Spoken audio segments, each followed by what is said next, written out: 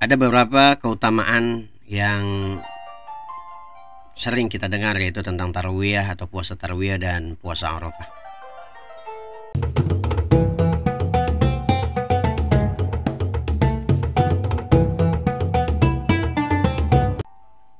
Bismillahirrahmanirrahim. Assalamualaikum warahmatullahi wabarakatuh. Alhamdulillah an'ama alaina wa hadana ila dinil Islam. Wassalatu wassalamu ala sayyidina wa nabiyyina Muhammadin sallallahu alaihi wasallam wa ala alihi wa sahbihi ajma'in. Amma ba'd. Rabbi syrah li sadri wa yassir li amri wahlul 'uqdatam min lisani yafqahu qawli. Ilaihi rabbi anta maqsudi wa ridhaka matlubi 'atini wa habbatak wa ma'rifatak. Subhanaka la ilma lana illa ma 'allamtana innaka antal alimul hakim. Para jamaah yang dirahmati oleh Allah Subhanahu wa taala, masih bersekitaran dengan bulan Dzulhijjah, ada sebuah riwayat daripada Ibnu Abbas radhiyallahu anhu bahwa Nabi Muhammad sallallahu alaihi wasallam menyatakan, "Ma min ayyamil 'amal salih fiha ahabbu ila Allah min hadhil ayyam, yakni ayyamul 'ashr."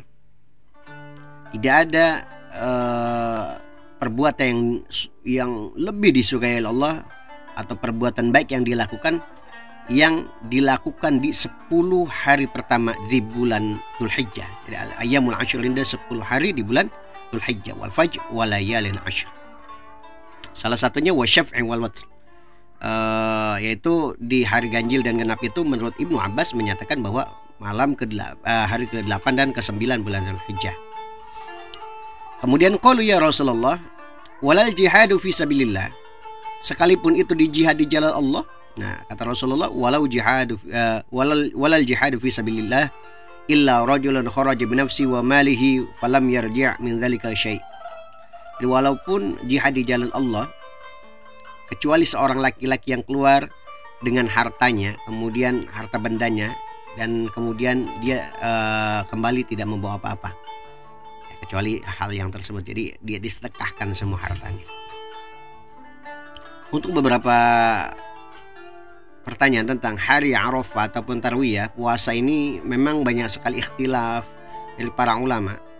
Baik itu ada yang berpendapat kalau hari Arafah itu hadisnya sahih, ada juga yang berpendapat tarawih itu hadisnya masih maudhu' ataupun masih dhaif. Sebagaimana ada sebuah hadis yang diperdebatkan oleh para asatidz yang biasa didengar itu, saumu yaumit tarwiyah kafaratun sanah wa saumu yaumi arafah kafaratun sanatain. Di hari tarwiyah itu menghapuskan dosa 1 tahun, dan puasa Arafah menghapuskan dosa 2 tahun. Nah, dalam sebuah riwayat Imam Dailami, ada juga yang menyatakan bahwa Imam Dailami dalam kitabnya Musnad Firdaus, bahwa hadis ini bersumber daripada Abu Syaikh dari Ali bin Ali Al-Himyari, dari Al-Kalbi, dari Abi Saleh, dari Ibnu Abbas marfu'. Jadi sanadnya sampai kepada Nabi Muhammad SAW. Jadi beberapa ustadz juga menyatakan hadis ini maudhu', ya. Tapi untuk fadhil amal silahkanlah melakukan puasa. Jadi larangan puasa tarwiyah tidak ada larangan saat ini. Tapi untuk fadhil, untuk masalah pahalanya saja yang mungkin masih diperdebatkan, apakah memang pahalanya segini ataupun betul, wallahu alam. Nah, ini hanya sekedar kajian saja. Kenapa hadis ini dinamakan maudhu', sedangkan hadis yang Arafah itu dinyatakan sahih? Kalau puasa Arafah itu menghapus dosa 2 tahun sebelumnya ataupun 1 tahun sesudahnya. Hadis tadi yang tadi kita paparkan itu dari yaitu Kalbi, yaitu Muhammad bin Sa'id Al-Kalbi. Itu ada seorang rawi pendusta. Jadi kenapa hadis ini diragukan? Dia pernah mengatakan, Abu Sufyan Ats-Tsauri, apakah hadis yang kau dengarkan dariku dari jalan Abi Saleh dari Ibnu Abbas, maka hadis tersebut dusta. Tentang Al-Kalbi ini bisa dibaca di dalam kitab-kitab Jarh at-Ta'dil. Jadi ada beberapa keterangan tentang yang Kalbi ini, ya. Jadi banyak yang meragukan riwayat darinya. Seperti halnya dikutip dari kitab At-Targhib Al-Hafidz Ibnu Hajar, Ad-Du'afa oleh Imam Ibnu Hibban, kemudian Ad-Du'afa wal Matrukin Al-Imam Ad-Daruqutni, kemudian juga dalam kitab Al-Jarh wa Ta'dil Imam Ibnu Hatim. hingga Tahdzibut Tahdzib Al-Hafidz Ibnu Hajar. Kemudian yang kedua yang menyatakan hadis tadi adalah hadis maudhu, itu dari pendapat Ali bin Ali Al-Himyari. Tapi walaupun memang hadis itu maudhu, tidak ada salahnya kalaupun yang mau puasa silahkan puasa ya, karena untuk fadhil amal. Tapi untuk masalah ketentuan pahalanya wallahu a'lam ya. Tapi banyak sebetulnya perdebatannya. Tapi untuk kesimpulan hari Arafah, yaitu hari Arafah ini pada tanggal 9 Dzulhijjah, ada sebuah hadis, "Syamu yaum Arafah ahtasibu 'ala Allah ayyukaffiru sanatal lati qablahu wa sanatal lati ba'dahu wa syamu yaum Asyura ahtasibu 'ala Allah ayyukaffiru sanatal lati qablahu." Jadi dalam sebuah keterangan, jadi puasa pada hari Arafah, aku mengharapkan pada Allah menghapuskan 1 tahun dosa yang telah lalu dan 1 tahun dosa yang akan datang. Dan puasa Asyura atau 10 Muharram itu aku mengharap kepada Allah 1 dosa 1 tahun yang telah lalu. Itu hadis riwayat Imam Muslim.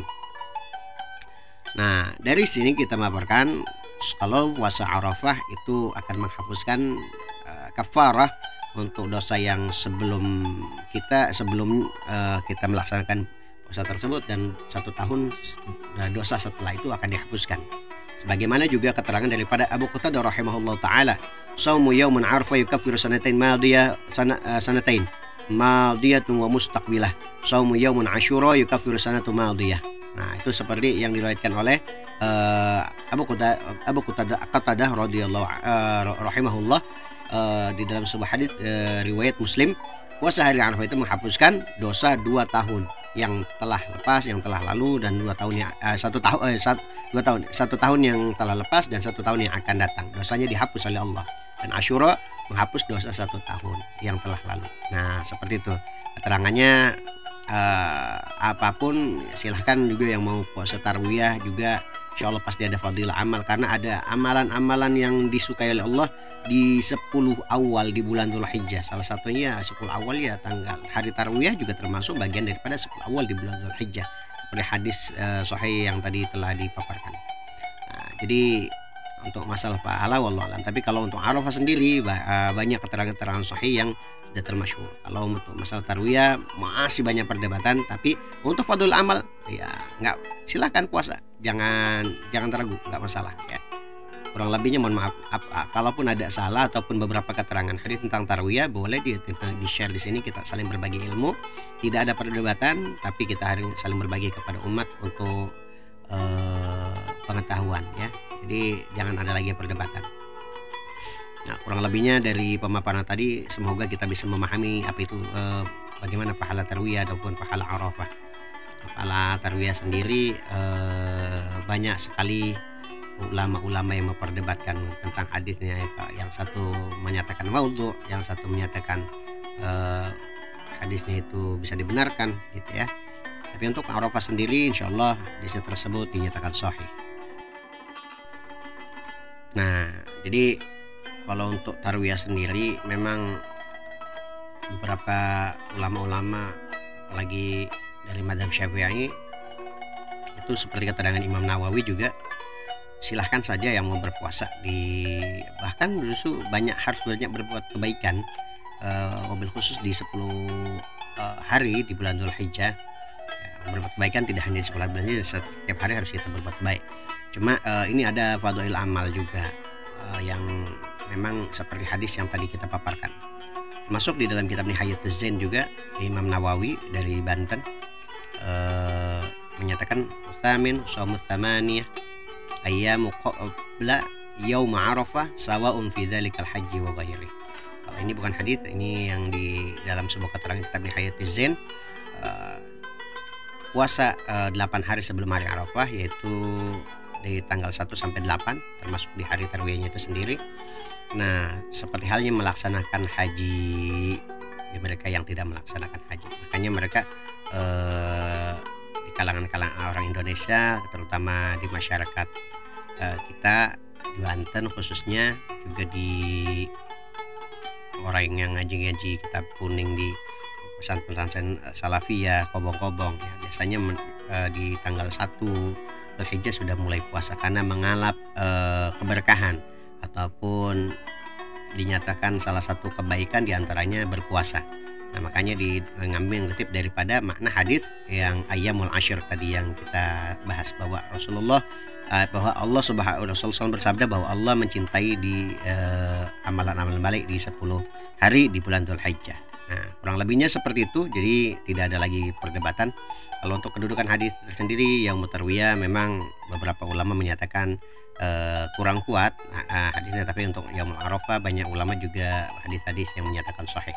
Jadi pemaparan ini semoga bisa bermanfaat, dan apabila ada salah silakan share dan kita berdiskusi, dan mudah-mudahan saling menambah ilmu pengetahuan. Wassalamualaikum warahmatullahi wabarakatuh.